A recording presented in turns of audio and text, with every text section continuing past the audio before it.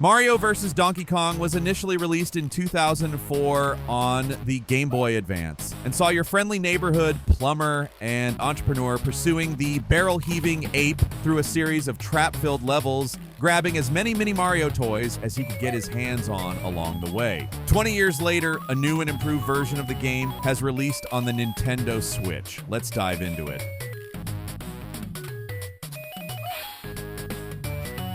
As it did in the original, Mario vs. Donkey Kong's story opens with Kong charging into Mario's toy factory and stealing a bunch of Mini Mario toys. Here, you get an impressive first look at the updated graphics, now complete with animated cutscenes. If you remember the original fondly, it definitely won't be for the graphics. The Game Boy Advance wasn't a very powerful console, and Mario vs. Donkey Kong was not one of the better looking games, even by GBA standards. The remake does a great job at adding a splash of color and charm and bringing the visuals on par with other recent Mario adventures.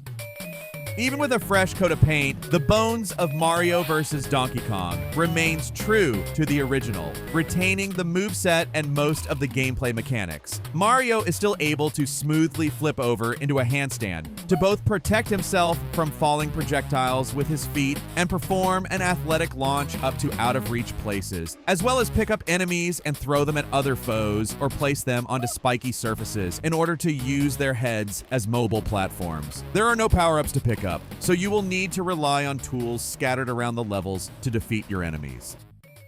Each Mario vs. Donkey Kong level has two halves. In the first half, you play as Mario, who has to grab a key and unlock a door. Sounds easy, right? Wrong! Mario can't do anything cool with the key in his hands, and if he drops it for too long, it goes back to where it came from. In the second half, you play as, well, still Mario, but this time, you have to rescue one of the Mini Mario toys that Donkey Kong stole. This part is usually more chill, but sometimes you have to deal with stuff like lava that wants to burn your butt. Each world ends with a boss fight against Donkey Kong, who is pretty much the same every time. But before that, you have to guide all the Mini Marios you saved to the exit, which is kind of like playing Lemmings and pretty fun, actually.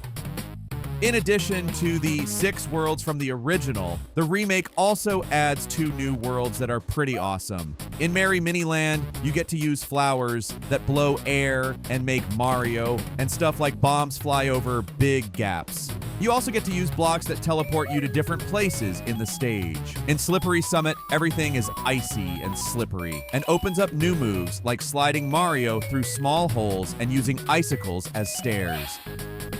Even with these new worlds, the game is not very long. You can probably beat the 8 worlds in under 10 hours. But then you get to play the plus versions of those worlds, which have 6 new levels and a slightly different boss fight each. These would probably add another 5 hours of gameplay, and if you want more, you can unlock the expert levels by getting gold stars in the main game. There are more than 100 levels in total, so you still get your money's worth.